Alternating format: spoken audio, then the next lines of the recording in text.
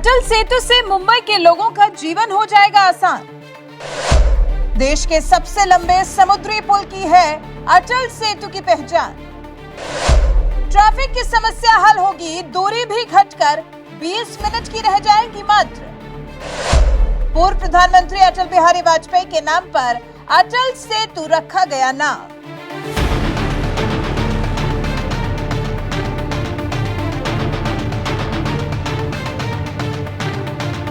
प्रधानमंत्री नरेंद्र मोदी ने जब से देश की बागडोर संभाली है, तब से देश निरंतर एक के बाद एक नई ऊंचाइयों को छू रहा है।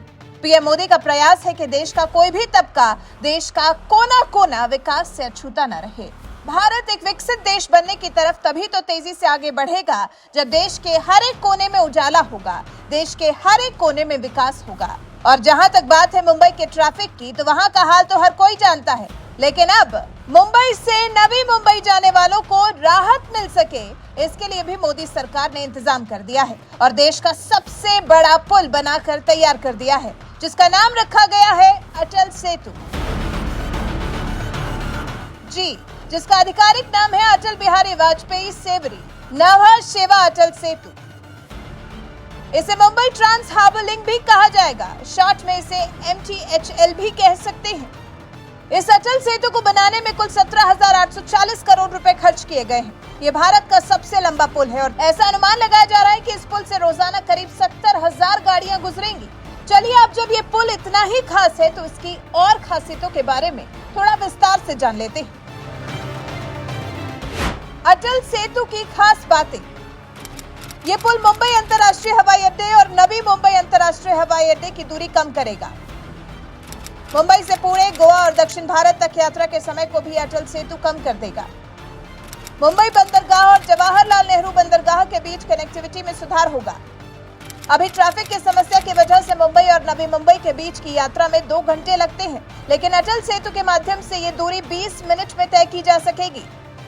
देश के सबसे लंबे पुल की लंबाई 21 किलोमीटर 800 मीटर है। इस पुल का 16.5 किलोमीटर हिस्सा समुद्र के ऊपर है और 5.5 किलोमीटर हिस्सा जमीन के ऊपर बना हुआ है। ये 6 लेन वाला रोड ब्रिज है। इस पुल को बनाते हुए सुरक्षा को मद्देनजर रखते हुए इस पर आर्टिफिशियल इंटेलिजेंस वाले 190 CCTV कैमरे लगाए गए हैं। MTHL दुनिया का 12वां सबसे लंबा समुद्र पर बना पुल है, जो 17,840 करोड़ रुपए में बनकर तैयार हुआ है। इसे बनाने में 1,77,903 मीट्रिक टन स्टील और 5,04,253 मीट्रिक टन सीमेंट के इस्तेमाल होने की जानकारी मिली है।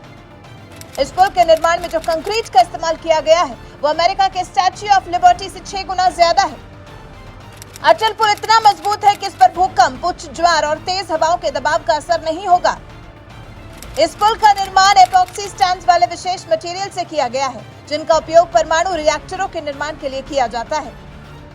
MTHL पर 4 पहिया वाहनों के लिए अधिकतम 100 किलोमीटर प्रति घंटा की स्पीड तय की गई है।